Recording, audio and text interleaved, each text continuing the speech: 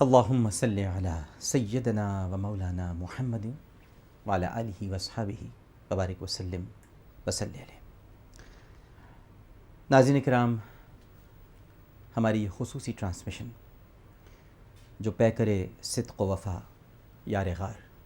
سیدنا ابو بکر صدیق رضی اللہ تعالی عنہ کی ذات عالیہ اور ذات اقدس کو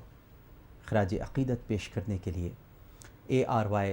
ڈیجیٹل نیٹ ورک کے پلیٹ فارم سے اس وقت پوری دنیا میں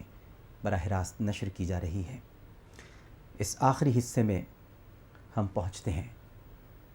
اور اب کچھ ذکر ہو جائے یار غار کی وفات کا۔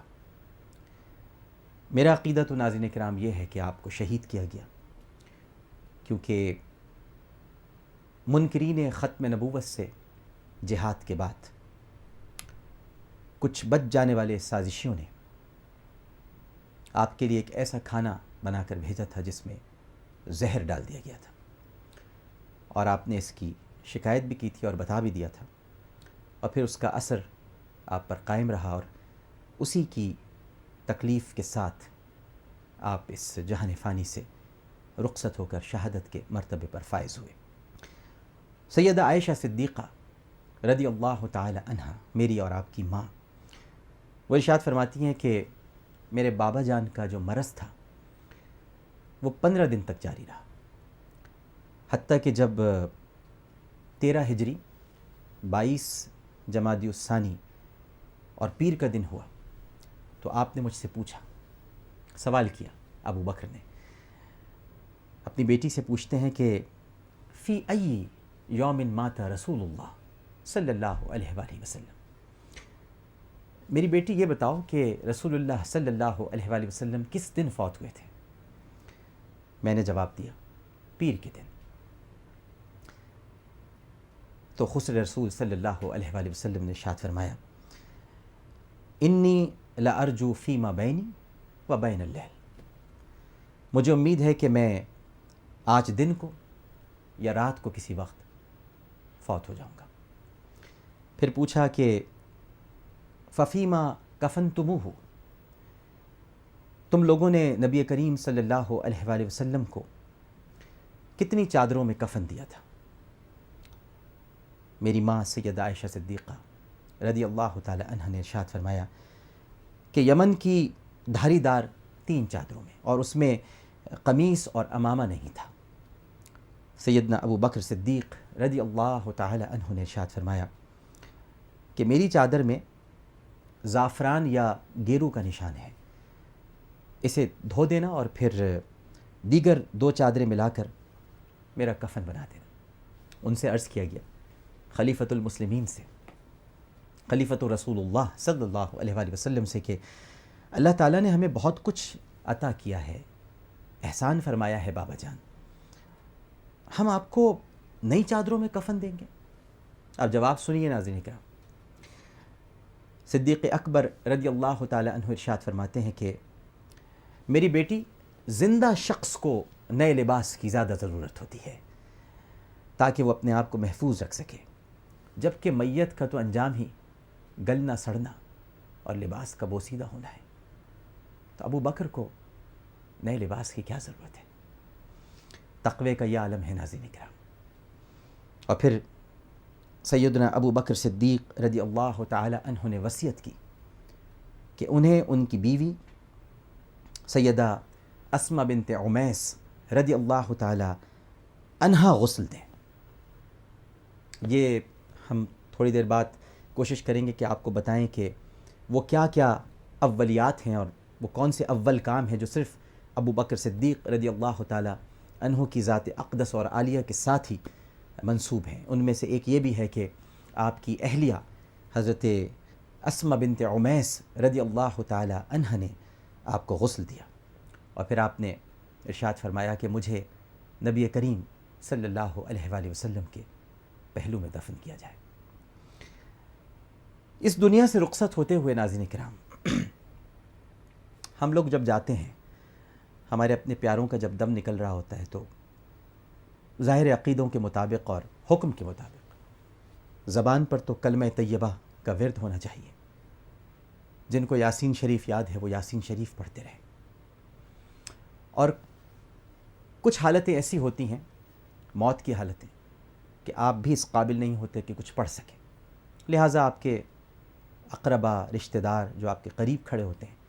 وہ یاسین شریف پڑھ کر یا کلمہ طیبہ کا ورد کرتے ہوئے آپ کو رخصت کر دیتے ہیں. لیکن یہ ابو بکر صدیق رضی اللہ تعالیٰ عنہ ہیں، یہ نبی کے خسر ہیں، یہ عشرہ مبشرہ کے ستارے ہیں، یہ یار غار ہیں، یہ رسول کریم صلی اللہ علیہ وآلہ وسلم کی کم از کم ان 3 راتوں کے امین ہیں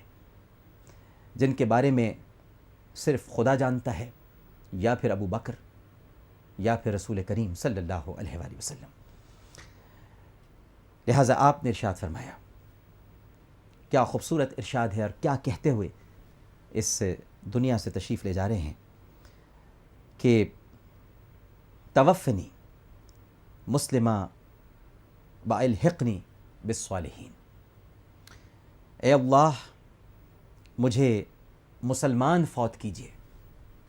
اور مجھے صالحین کے ساتھ ملا دیجیے. ذرا توجہ فرمائیے ناظرین کرام، یہ شخص کون ہے جو کہہ رہا ہے کہ مجھے مسلمان فوت کیجیے؟ یہ وہ مسلمان ہے جس کے اسلام پر کرۂ ارض کے تمام مسلمانوں کو فخر کرنا چاہیے، لیکن اس کے باوجود اس عظیم المرتبت ہستی کے لبوں پر جو آخری کلمات ہیں کہ مجھے مسلمان فوت کیجیے. آپ کے اسلام پر ہونے میں یا اسلام لانے پر کوئی شک کیا جا سکتا ہے، لیکن تقوی کا یہ عالم ہے، خوف الہی کا یہ مقام ہے کہ آپ فرما رہے ہیں کہ مجھے مسلمان ہونے پر فوت کیجیے اور مجھے صالحین کے ساتھ ملا دیجیے. ایک اور اولیت بھی ہے، اور وہ یہ کہ سیدنا صدیق اکبر رضی اللہ تعالی عنہ کے والد آپ کے بعد بھی 6 ماہ تک حیات رہے. یہ بھی بہت کم ہوا ہے کہ تاریخ میں خلفائے راشدین کی بالخصوص اور صحابہ کرام رضوان اللہ تعالی علیہم اجمعین کی بالعموم کہ ان کے والدین حیات ہوں. لیکن حضرت ابو قحافہ رضی اللہ تعالی عنہ، جن کا اصل نام عثمان بن عامر رضی اللہ تعالی عنہ، وہ اپنے بیٹے کی وفات کے بعد 6 ماہ تک آپ زندہ رہے، اور 14 ہجری میں محرم کے مہینے میں آپ کا انتقال ہوا، اور اس وقت آپ کی عمر جو ہے وہ 97 برس تھی. میں اس وقت حضرت ابو بکر صدیق رضی اللہ تعالیٰ عنہ، کیونکہ علماء کرام کی آپ نے گفتگو سماعت فرمائی، علامہ شبیر احمد اظہری شجاع آبادی صاحب، حضرت مظفر شاہ قادری صاحب اور مولانا اسد تھانوی صاحب کی آپ نے تقاریر سنی. ظاہر ہے کہ یہ علماء کرام ہیں، میں ان کے قدموں کی جوتیوں کی خاک بھی نہیں ہوں، لیکن میں یہاں پر مولائے کائنات شیر خدا حیدر کرار حضرت علی کرم اللہ وجہہ، ان کے وہ کلمات یہاں پر دہرانا چاہوں گا، اور میری خوش نصیبی اور سعادت ہوگی کہ جب خلفائے راشدین کا ذکر ہو تو پھر سب کا تذکرہ، کیونکہ حضرت ابو بکر کی بات ہو حضرت عمر کا ذکر نہ ہو، حضرت عمر کی بات ہو حضرت عثمان کا ذکر نہ ہو، حضرت عثمان کا ذکر ہو حضرت علی کا ذکر نہ ہو، کچھ کمی سی رہ جاتی ہے. اور ان کی جو محبت تھی، ان کا جو پیار تھا، وہ ہم کو پتہ ہونا چاہیے، تاکہ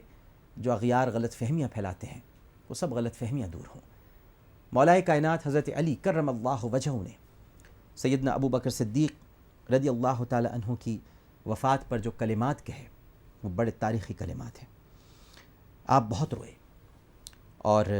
تیزی سے آپ سیدنا ابو بکر صدیق رضی اللہ تعالی عنہ کے گھر تشریف لائے اور آپ کے قریب کھڑے ہوئے اور کھڑے ہو کر فرمایا، اے ابو بکر، اللہ آپ پر رحم فرمائے.